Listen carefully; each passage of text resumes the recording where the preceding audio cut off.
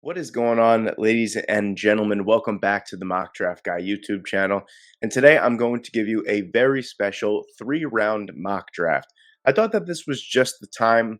I feel like as the year has been progressing, everyone is getting familiar with those like top 50 to 75 guys. So I thought it would be right if I gave you another round of guys that maybe you're not so familiar with that your team could be looking to draft. I just think it's a lot of fun. This is going to be no trades. So coincidentally enough, it actually kind of makes it a little bit harder. I feel like when in round 1 and 2, when you're able to swap, and make picks that make a little bit more sense in the grand scheme of things from what we know, I feel like it makes things a little bit easier. This is a little bit tougher. There's going to be players that are coming off the board a lot earlier, a lot later. You'll be super surprised. I mean, there are guys that just last week for my 2-round midseason mock that were in the first round or in the early second round that don't even make it until maybe the later second round, early third round. It's just the way that it works. So without further delay, before we get into it, please, if you enjoyed today's video, leave a like and subscribe to the channel. The channel has been going just insane lately. The player profile videos are getting the channel way out there. The exposure has been crazy, and it's all thanks to you guys. So I really, really appreciate it. Please consider subscribing if you aren't. Without further delay, let's get into it. Pick number 1, the Chicago Bears are on the board. Now, with this one, I'm not going to go quarterback here. I really think that, especially with the remaining schedule that the Chicago Bears have, it's, besides for maybe 1 or 2 games, I looked at it earlier today, I think it's pretty easy, or easier, I should say. So when Justin Fields comes back healthy, I think he's going to have a good showing. Before he was injured, those 2+ games before he got injured against the Minnesota Vikings, he was playing really, really well. I think if he could keep that up, that's going to give the front office enough confidence in him to go another year as him with the franchise quarterback. I mean, he was sensational throwing the football the 2 games before he was injured, and then the first quarter against the Vikings, whatever it may be. So you go and get a generational wide receiver, quite possibly the best wide receiver prospect we've ever seen, and that's Marvin Harrison Jr. I don't really think any other pick at number 1 would make sense if it wasn't a quarterback. It has to be Marvin Harrison Jr. You get that potential X factor at wide receiver to pair with DJ Moore. That's unbelievable right off the bat. You have the New York Giants at number 2, pretty straightforward. It all depends on your preference. I still think, like I said in last week's mock, there are weeks where I think Caleb Williams is the number 1 quarterback. There are weeks where I think he's the 5th best quarterback. This is one of those weeks where I still feel like he's the best quarterback on the board. It's really tough for me between Caleb Williams and Drake May, but I think Caleb Williams just makes a little bit more sense in New York. I feel like the big play ability or the wow factor ability just is with Caleb a little bit more than Drake May, even though he's a sensational passer down the field as well. I think Caleb just, possesses that X factor at the quarterback position. Also makes a lot of sense. He's able to do it at USC. He could do it under the lights in New York as well. He would be inheriting a pretty messed up football team, especially from the offensive side. But you got to start somewhere. And I think the New York Giants, this is great for the New York Giants, because either way, if you stay at number 2, you're getting either Caleb Williams or Drake May for the most part. So it's a sensational opportunity for the Giants to draft that franchise quarterback and quickly sort of kind of forget about that terrible Daniel Jones contract. But I'm going with Caleb Williams. And then subsequently, you guys all saw it in that thrilling, thralling 10-6 game in Frankfurt. Thank God that the Germans are used to low-scoring affairs with soccer, because 10-6 is not a thrilling football game, let me tell you. And then the week before that, 21-14 with 2 of the best offenses in football.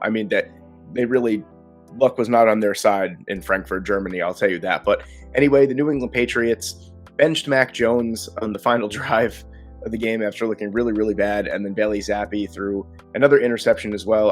Zappi is just like the slightly more athletic version of Mac Jones, in my opinion, so I think they could do away with both of them. And you get Drake May. Drake May is either going to be the first or second quarterback taken off the board, in my humble opinion. New England needs just something fresh. Who knows? This might even be without Bill Belichick next year as well. I think they just need to start over from the beginning. Head coach and GM, I guess you would say, because Bill Belichick is the GM as well. Head coach, GM, quarterback, get a new regime in there, a fresh start, and do away with Mac Jones if you can. Drake May is the pick here for me. Arizona's in an interesting situation at number 4. Can't trade up, can't trade down.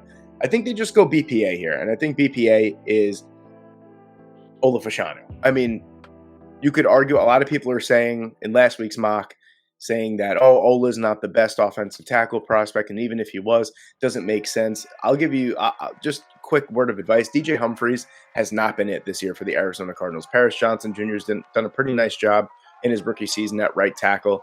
Maybe you keep him there throughout his entire career, whatever it may be, and you draft a franchise left tackle. Right away, with Kyler coming back and already getting a win in his first game back, the offense looked night and day with Kyler Murray at the helm. So I think you get him a little bit more protection. And then, I mean, there's a bevy of picks here. There's 6 picks in the first 3 rounds for the Arizona Cardinals here. You go and you get the best player available on the board at number 4. And then I went with a different route here with Chicago. I think the trade for Montez Sweat makes me want to kind of hold off on the defensive line for now. I'm thinking with Jalen Johnson basically seeking a trade. I actually don't know off the top of my head. I don't remember if he's a free agent after this season. I believe he is. He's having an incredible season, one of the league's best corners statistically this season. I think he wants out of Chicago. I think you need to replace that ASAP.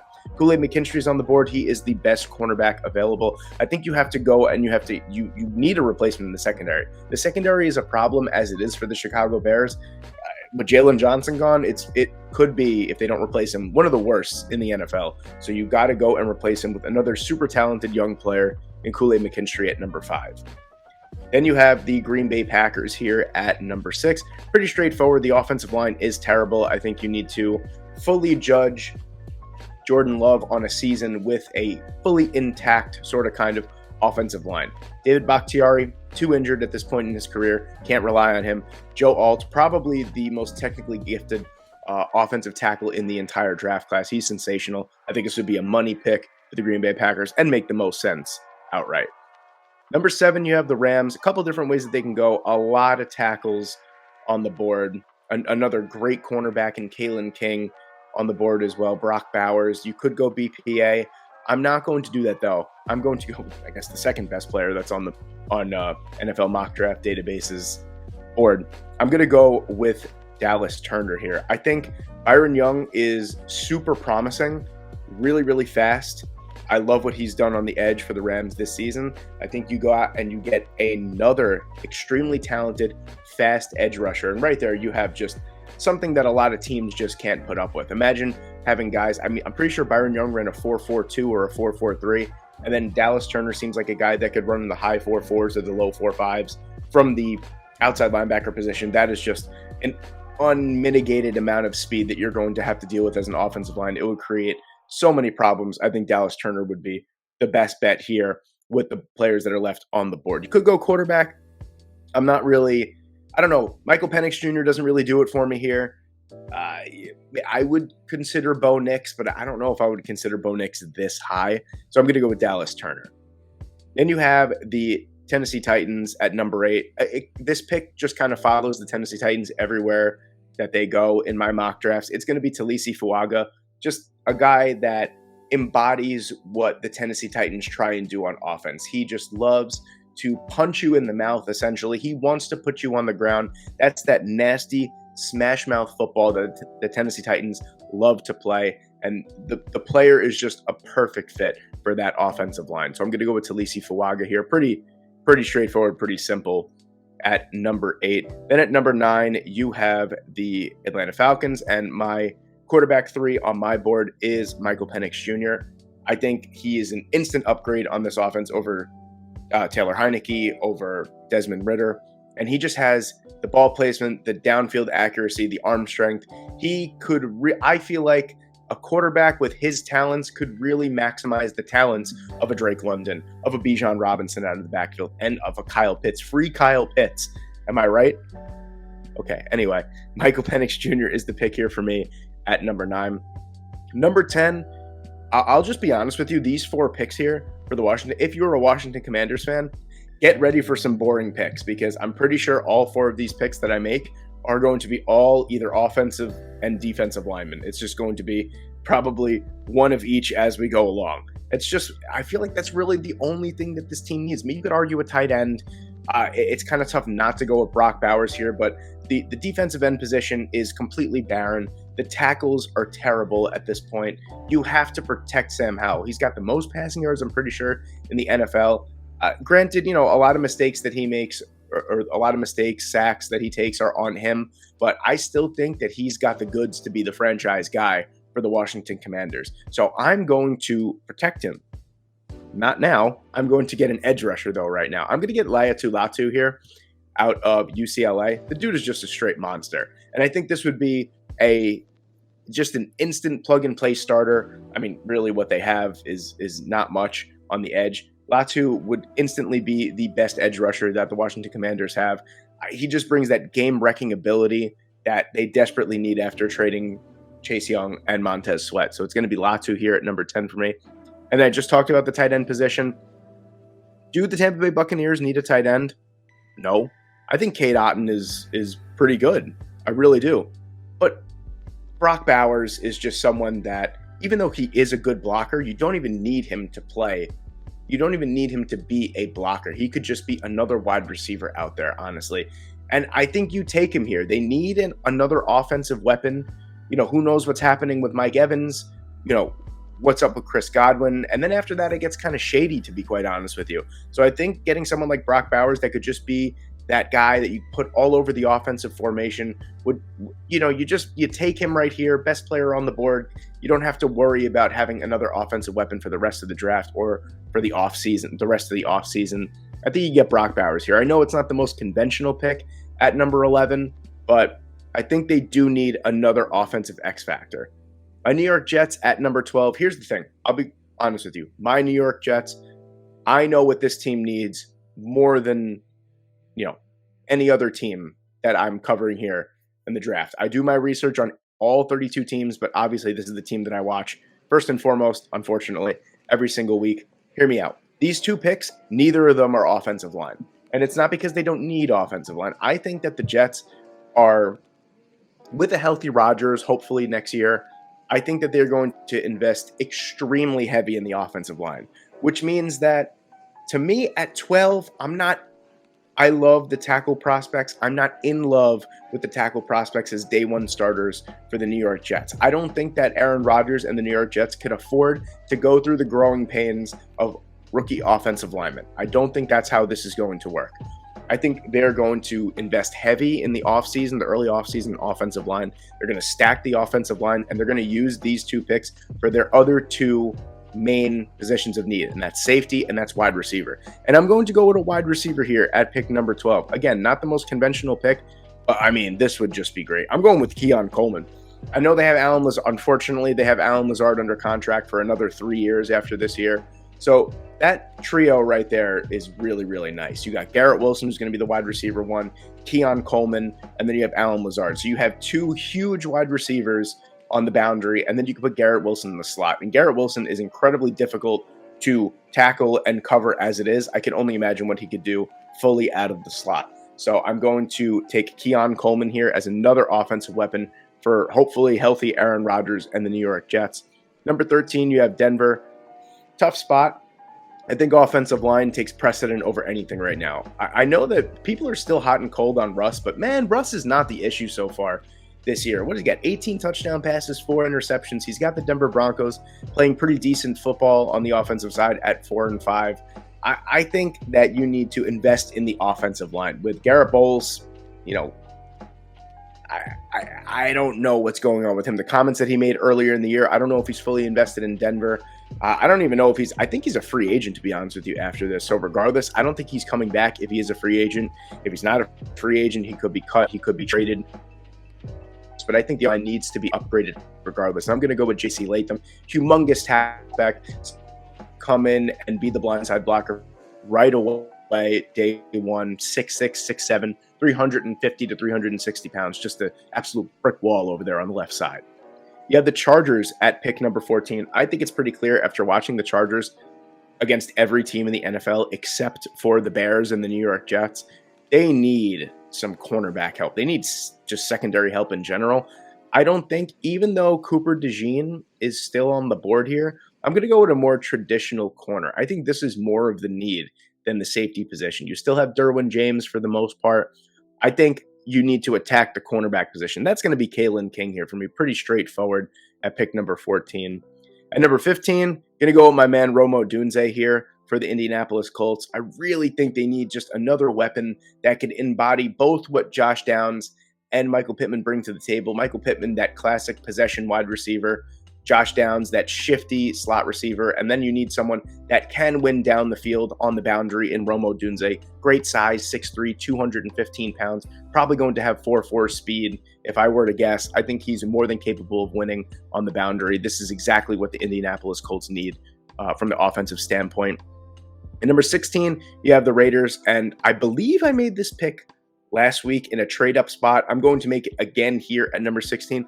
I'm still going J.J. McCarthy. Listen, I know Aiden O'Connell is 2-0 as the starter or whatever it may be. I don't know whatever. I know he won against my Jets, of course, so he didn't really have to do too much. The Jets kind of just beat themselves like they do every single week. And the fact that they haven't scored a touchdown in 11 quarters at the time of recording, I'm not salty, I promise. I'm a little salty, but not that salty. I still think long-term quarterback, Aiden O'Connell is not the long-term quarterback. I know people are going to say, oh, they got to let it fly and see what he's got. I still think if I had a toss-up between J.J. McCarthy and Aiden O'Connell, I'm taking J.J. McCarthy 10 times out of 10. Again, people are going to say, oh, against Penn State, they didn't let him throw the football. 7 of 8 for 60 yards. They ran the ball 30-something straight times, but they were playing to their strength. They wanted to win the football game. Now, I don't know. A lot of people are going to say, oh, well, I guess they're not confident in him throwing the football. If you watch J.J. McCarthy throw the football, his ball placement, his arm strength, his zip, his accuracy, him throwing the football is not going to lose Michigan any games. I guess that's just what the game called for. I don't really know what was going on behind the scenes. I don't know who they were spying on at this point, but McCarthy's going to be the pick here for me at number 16.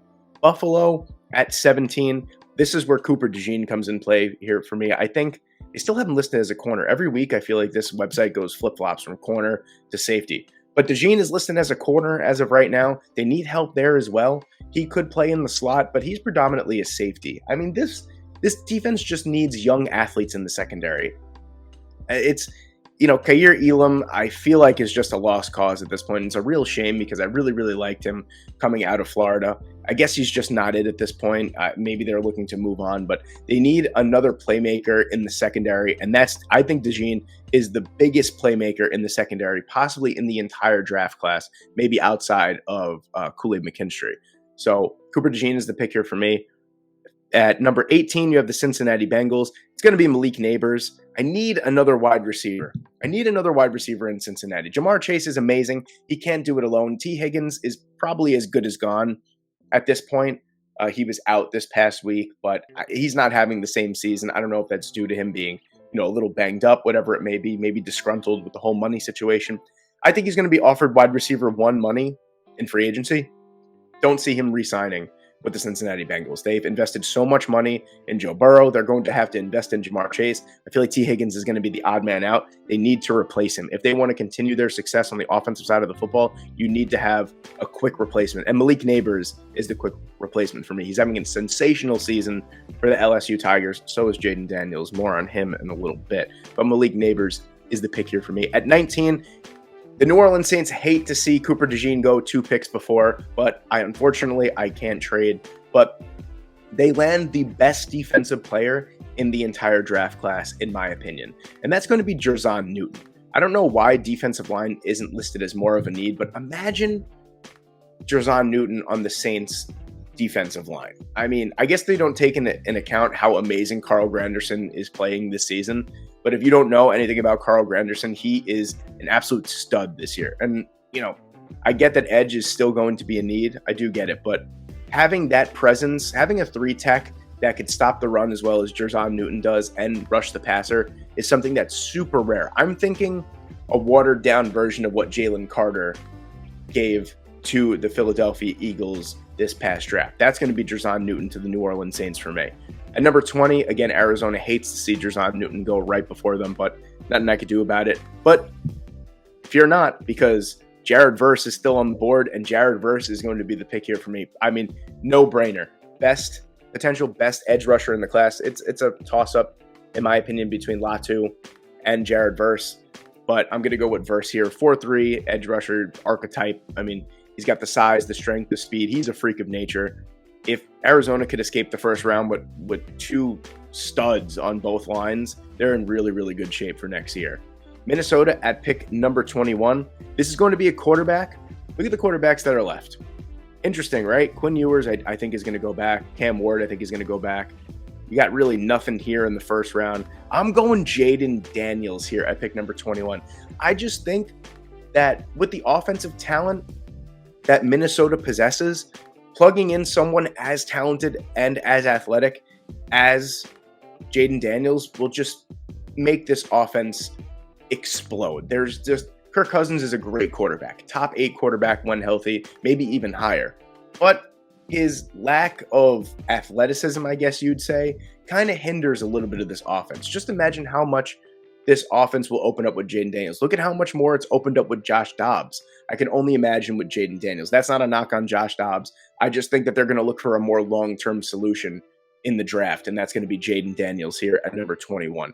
Dallas Cowboys at pick number 22. Going to go with the best offensive line prospect that's left on the board. That's going to be Amarius Mims. Limited tape this season. He's been injured, but a 5-star recruit at 6'6", 340 pounds, He is sensational.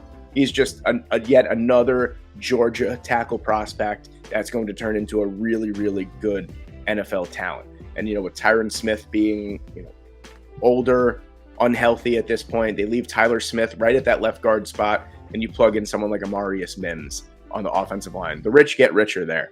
Pittsburgh at number 23. This is a pick I make every week. Going to continue to make it until I see fit otherwise. Nate Wiggins is the pick there. Pretty straightforward. Houston Texans at pick number 24. Maybe a little unconventional. Not necessarily a humongous need for them. I just think the type of player that Cam Kinchens is someone that DeMeco Ryans just values so much. With the defensive linemen that are left on the board, I'll be honest with you, I'm not a really huge fan of this defensive line class outside of Jerzon Newton, Tavondre Sweat, and Princely Umanmielen. That's really it, are like the only guys that I do like Chris Jenkins. I don't think he's a first-round talent anymore. Same thing with Leonard Taylor. Maybe it's the way that Miami has been utilizing him in the defensive scheme this year. I don't really like. I don't see it from him this year. Last year would have been a totally different story. So I'm going to hold off on that. I think that Cam Kinchens just brings a versatile weapon to the secondary that Houston could use. I mean, it's not a huge need. They don't need it.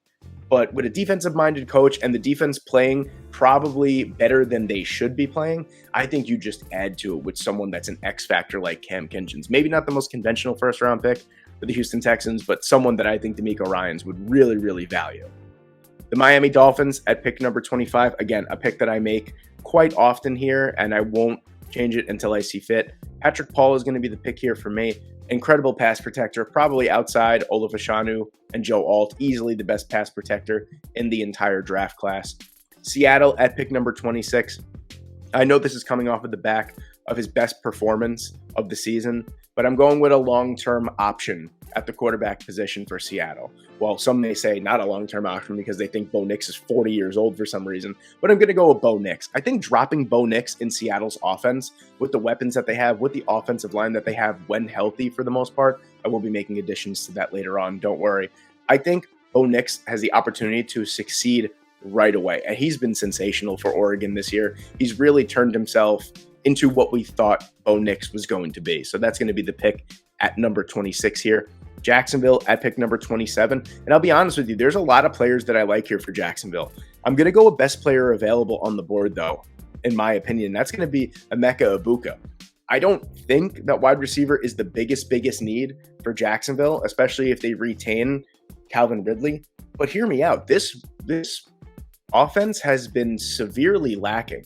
They have not performed to the ability that we thought they were going to. I mean, you got Zay Jones, Christian Kirk, Calvin Ridley, Evan Ingram, Travis Etienne, Trevor Lawrence, a decent enough offensive line. They have just been severely underperforming. I think you add just another X factor wide receiver just in case. I mean, even if, like I said, if Calvin Ridley comes back, maybe he could take Zay Jones's long-term place, and then you would have Egbuka, Ridley, Christian Kirk, and even if he's retained, he comes back, you got Zay Jones as well. I mean, You just need to add more weapons, in my opinion. There's something missing from this Jacksonville Jaguars offense, and who knows, that could be Ibuka. At number 28, San Francisco here. I'm going to go with a pick that I haven't made yet, actually. I was thinking Graham Barton due to his versatility, but I like Tyler Guyton more and more each week as I watch him.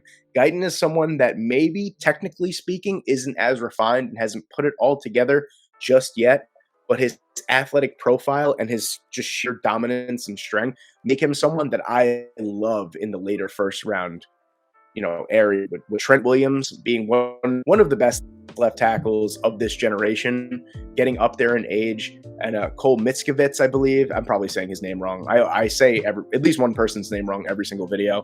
People clown me for that, but what are you gonna do? I'm a human. He on the right side as well. I think there's some upgrade that needs to be made on the offensive line, and Guyton is someone that I really like that could play in a very athletic-based offensive system. At number 29, you have the Baltimore Ravens, a pick that I made last week and a pick that I still like here. I'm going Adonai Mitchell. This is someone, by the way, this is going to be the player profile Friday night going into Saturday, so make sure you check those out. Those usually come out, if I do 2 a week, it usually is every Monday night going into Tuesday and every Friday night going into Saturday. So make sure you check those out on either one of those days or anytime that you can. Doesn't matter to me. I don't have a preference. Mitchell has that size, speed, physicality that is just really can't be taught. I think that if Marvin Harrison Jr. wasn't in this draft class, that A.D. Mitchell would probably have the best combination of the physicality, the size, and the speed. But Marvin Harrison Jr. is just a freak of nature. Adonai Mitchell is someone that I really, really like and fits that athletic downfield threat that the Baltimore Ravens need on the boundary that they just haven't gotten with Rashad Bateman or Odell Beckham for that matter either. So A.D. Mitchell is going to be the pick. And number 30, corner, I'll be quite honest. I'm not necessarily in love with the guys that are here for the Detroit Lions at pick number 30. The Detroit Lions are picking at 30. That is just insane to me. It is so freaking awesome that Detroit is picking at number 30, in my opinion. But I'm going to go with another wide receiver. Listen, Jamison Williams has been just nothing but a disappointment so far in his NFL career. He's still super young, still super talented. There's time for him to turn it around. But if it wasn't for Amon-Ra St. Brown, Jahmyr Gibbs, David Montgomery, Sam Laporta, anything ring a bell of those four guys, one of those guys is a wide receiver, with Josh Reynolds playing the savior every once in a while. I think they need another wide receiver. I like Troy Franklin in this offense. Xavier Legette is someone that I thought maybe could fit here too, but I just like the speed, explosive factor that Franklin could bring to this offense. On the opposite side of the field to Amon-Ra St. Brown. It gives Jared Goff another insane weapon to throw to. The defense really, Aaron Glenn has done a spectacular job so far this year. I know they just, gave up 38 points, but that's also Justin Herbert as well. So I'm willing to kind of sort of look past that. But the defense has been playing really, really well. I think you add a couple pieces later on in the draft on the defensive side. You get a dynamic wide receiver, another dynamic wide receiver for Jared Goff to throw to. I just mentioned Xavier Legette, a pick that I made the last couple weeks, going to continue to make it. This just has wide receiver 1 written all over it for KC. A little bit of an older prospect is Xavier Legette, 6'3", 227 pounds, has, I believe the stat was updated, he's got 14 catches this year of 30 or more yards in the SEC against SEC competition for South Carolina. He is an absolute monster. He really reminds me of Alshon Jeffrey. Just so happens that they went to the same college as well. I think he's going to be an absolute beast. And if you've got the best quarterback in the NFL throwing you the football, that's just a plus as well. And then with the last pick in the first round, you have the Philadelphia Eagles here. I'm going to go with Graham Barton. I know he's listed as a tackle. Probably his best bet in an offense like the Philadelphia Eagles will probably be at guard at the next level. This is just a classic Howie Roseman pick. You're going for that versatile tackle that could play on the interior as well. We've seen it happen twice in the past, I don't remember when Landon Dickerson was drafted, but the past few-ish years, maybe even more, going 5-6 years down the line. They drafted 2 centers. You got Cam Jurgens now playing guard. You have Landon Dickerson playing Pro Bowl guard level on the other side. This is a team that likes to move pieces around. You think of Tyler Steen as well, who has moved to the inside. That was drafted last year as well. I think Graham Barton could just be another one of those pieces. And who knows, when Lane Johnson finally calls it a career, or maybe his play starts to decline, He kicks out to right tackle, maybe even left tackle. He's super versatile, has a lot of experience on the right side of the offensive line. It's a classic Howie Roseman pick here for me to end out the first round. And kicking off the second round here with their first pick in the entire draft, you have the Carolina Panthers taking Brian Thomas Jr. here. I think 6'4", 200 plus pounds on the outside gives him a real wide receiver one type threat. At 34, the New England Patriots need to protect Drake May now. I was about to say Mac Jones. But Kingsley Suamataia, 6'8", 300, 20 plus pounds. He's one of the freakiest athletes in the entire draft class. And they desperately need an upgrade on the offensive line. Then you have Jalen Polk at number 35. Another weapon for Kyler Murray to throw to. Michael Wilson is awesome. Hopefully they can retain Marquise Hollywood-Brown. If not, I still think Polk would be a really, really nice addition on the boundary. Another 6'4" wide receiver that has insane body control. At 36, the Giants, Xavier Worthy. I won't lie to you, I'm not the biggest fan of this pick, even though I made it. Worthy just is, to me, just a little small to play, maybe like boundary. I could see him in the slot, even though they have Wan'Dale Robinson, but, maybe they could try him on the outside. They just need something. I think Worthy has all the talent in the world to be a gadgety, quick type of wide receiver that the Giants just really, really need. So I'll take the pick based on the athletic profile, but I'm not in love sort of with the fit. At 37, I told you guys it's just going to be offensive and defensive line for Washington. I think Jordan Morgan, super talented offensive tackle out of Arizona. I love the fit there. They just desperately need an offensive lineman.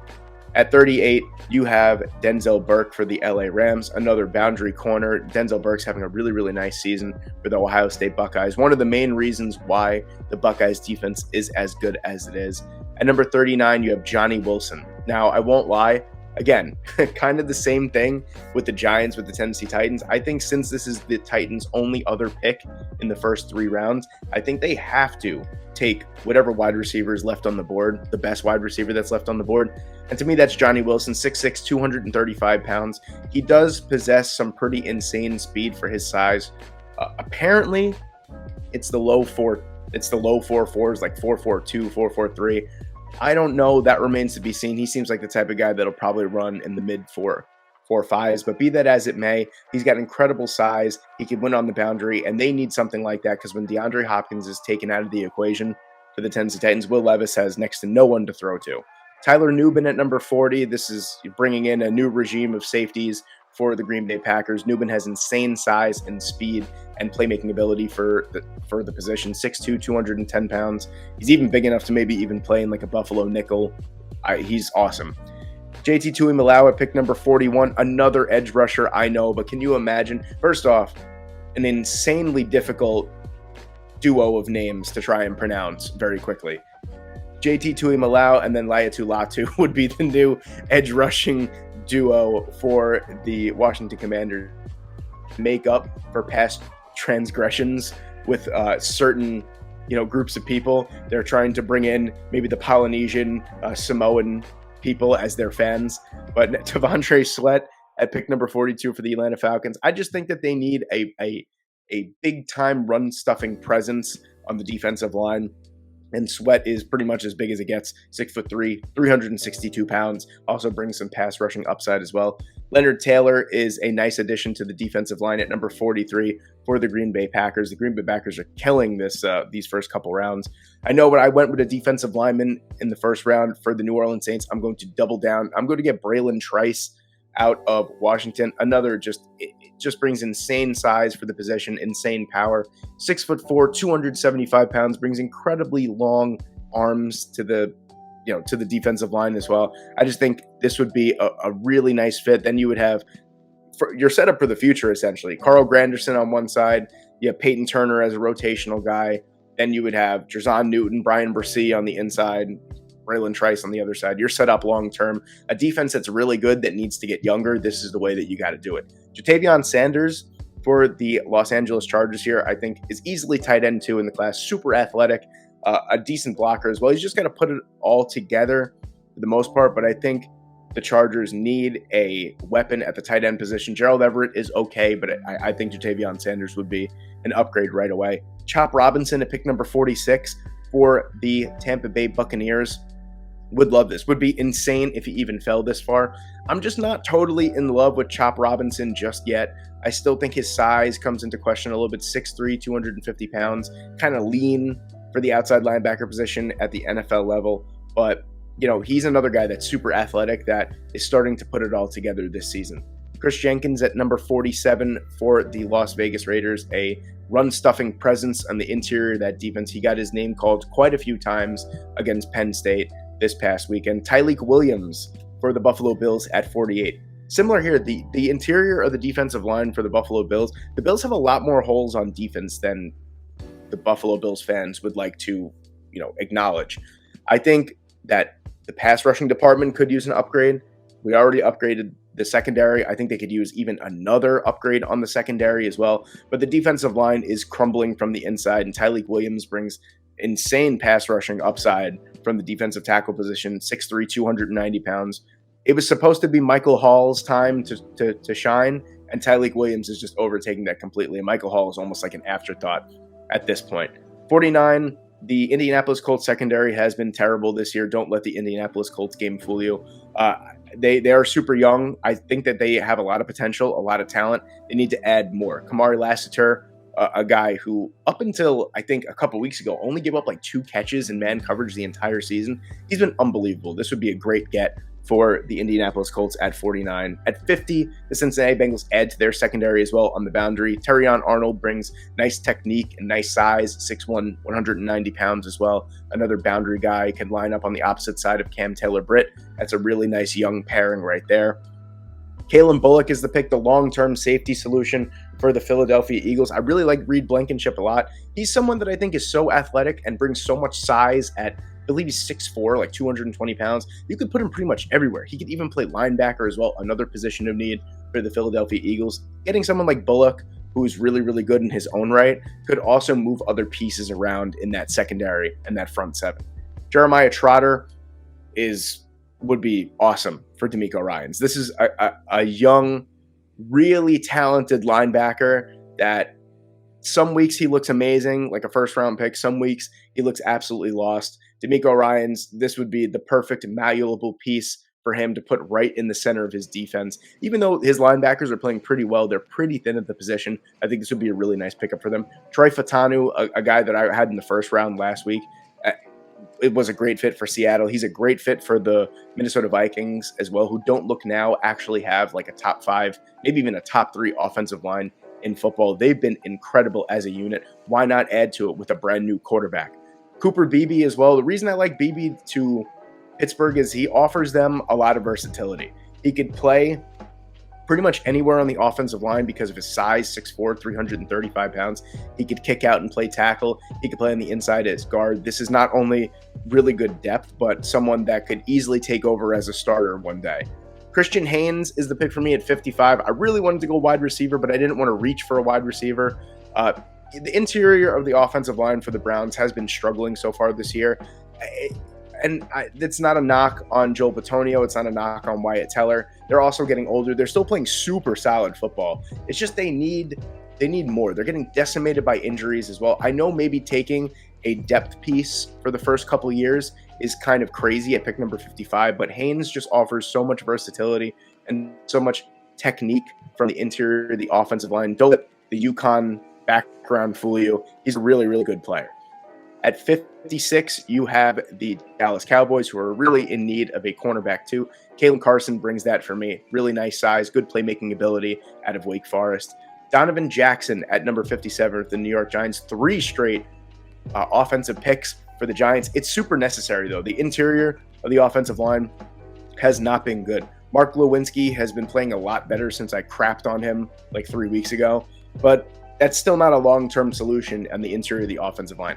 Probably the most athletic guard in the entire class. I say it every single week. Donovan Jackson brings insane athletic upside to any offensive line. DJ James offers some really nice boundary cornerback ability for the Jacksonville Jaguars, who are in search. They got a really nice secondary for the most part. Tyson Campbell on one side, Darius Williams at the slot. They're kind of missing that CB2, and I think DJ James, with his 6'2", 190-pound frame, his SEC background, I think could really be a nice piece for the Jacksonville Jaguars. 59, I'm going with a wide receiver for San Francisco. Just a super thin group.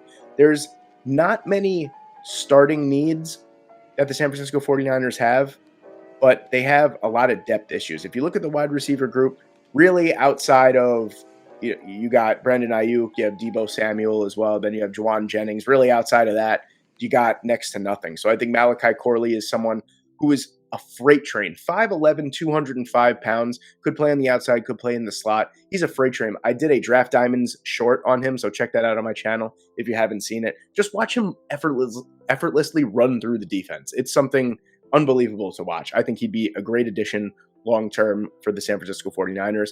At number 60 for the Miami Dolphins, I'd love to take a tight end here. Don't think there's one really worth it as of right now. Princely Uman-Milan is someone that brings a lot of versatility to a 3-4 front that the Miami Dolphins have currently right now. He could be a rotational pass rusher, a situational pass rusher, if you will. He could even put his hand in the dirt and line up, on the interior, a little bit on the smaller side to line up on the interior, 6'4", 260 pounds, but he brings incredible power and speed to that position.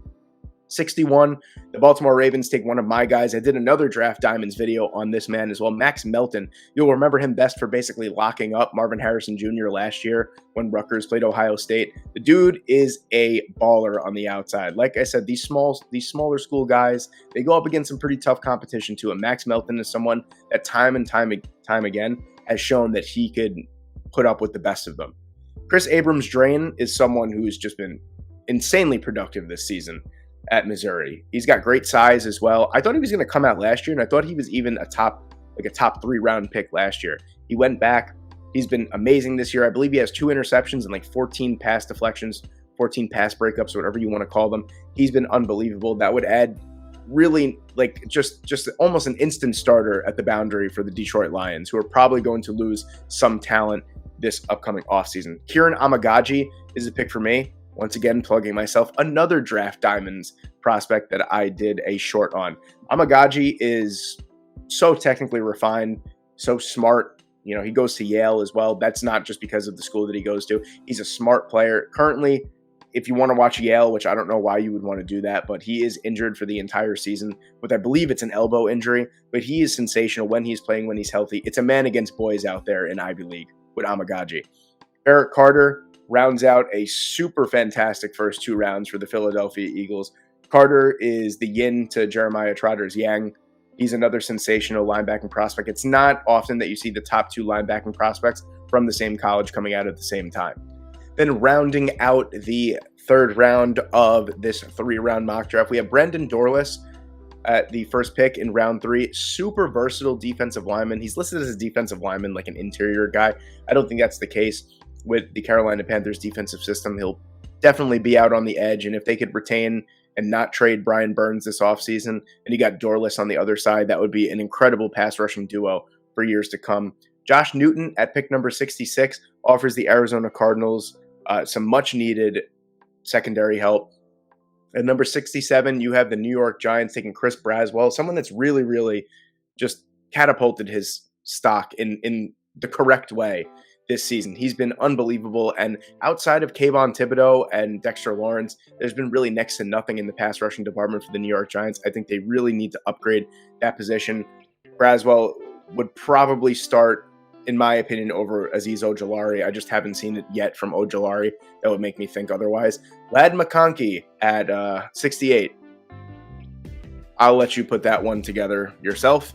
69, you have the Chicago Bears. Zach Zinter is a player that I really, really like, and he's super versatile. If there's one thing that you need to know about me when it comes to, analyzing offensive linemen, I love the versatility aspect, because if you fail at one position, then there's 4 other positions that you could try out at.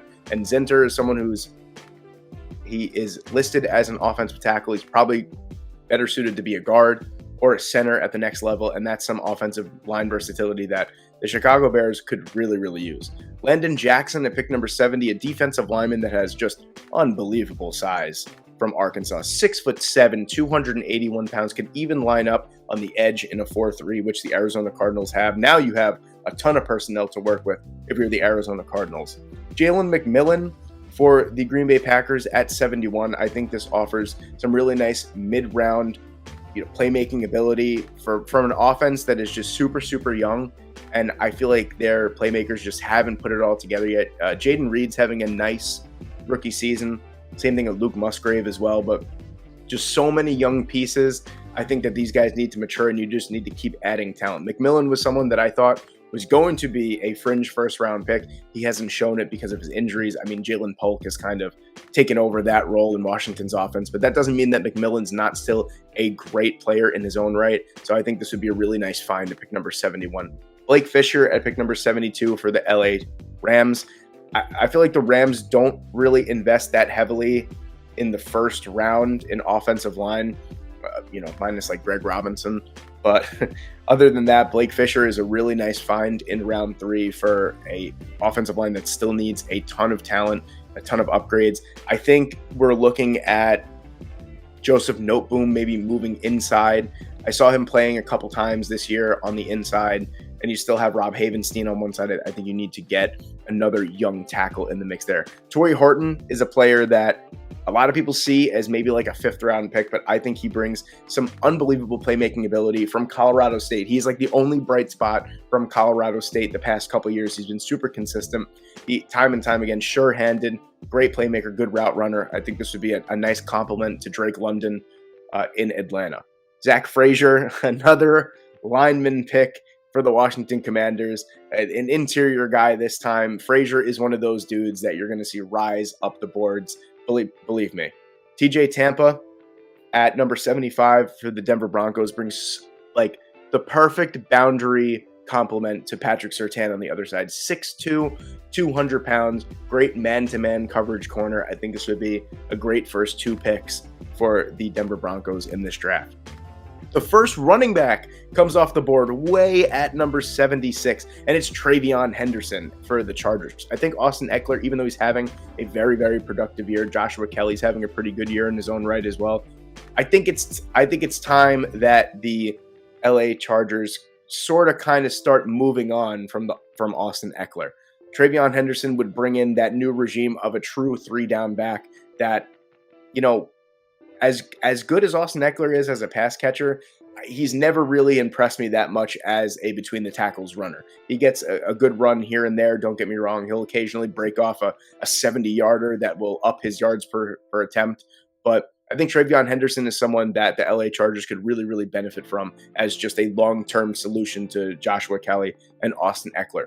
Javon Bullard could play slot corner as well. This is, to me, I think this is a really, really nice pick for the Tampa Bay Buccaneers that need some help in that secondary. They went from having the top unit through the first 4 weeks to having one of the worst units in the NFL in a matter of weeks. Now, I know that, players run hot and cold, all that kind of good stuff, but I think you need to add some talent to that secondary. Andrew Makuba is a player that a lot of people have as a super, super high pick, and it's nice that the Jets find him here. The Jets Jordan Whitehead has 4 interceptions this season outside of the first game of the season where he basically saved the Jets in week 1 against the Bills.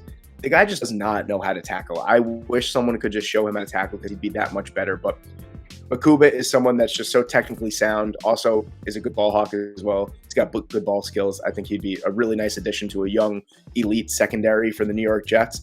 Quinyon Mitchell, another guy, has 14 pass breakups so far for Toledo. I don't think he's recorded an interception yet, but that's because they don't really throw the ball to him, and if they do, he breaks it up for the most part. Really nice, kind of like cornerback 3. Eric Stokes can't really stay healthy this year, but they traded Rasul Douglas. That would be a really nice third option for the Green Bay Packers here at pick number 79. Adisa Isaac is someone that if you didn't know him before this past weekend against Michigan, you certainly know him now because he was everywhere. And it certainly opened my eyes. I thought that he was a fringe late day 2 guy, maybe early day 3, but he is just 6'4", 254 pounds, incredibly athletic, is a very, very solid run defender as well. And that's something that I think the Colts could really benefit from off the edge. He's super fast as well. Marcellus Dial, another nice boundary cornerback from South Carolina. They've produced a couple really, really nice players the past few years. You think Cam Smith, J.C. Horn as well. A lot of these guys, Darius Rush last year was an undrafted free agent. Marcellus Dial would be a welcomed addition to the secondary of the Las Vegas Raiders. Jackson Powers Johnson, that's, and first off, an amazing name for an interior offensive lineman. If you have Powers anywhere in your name, you have to be some kind of like offensive or defensive lineman. He is an absolute beast. And I think that this is not only a great depth pick for the Cincinnati Bengals, he's going to start eventually. He's an absolute behemoth. He's a monster. He's a mauler of men. And this is just someone that just doesn't get enough love because this is actually a pretty decent interior offensive line class.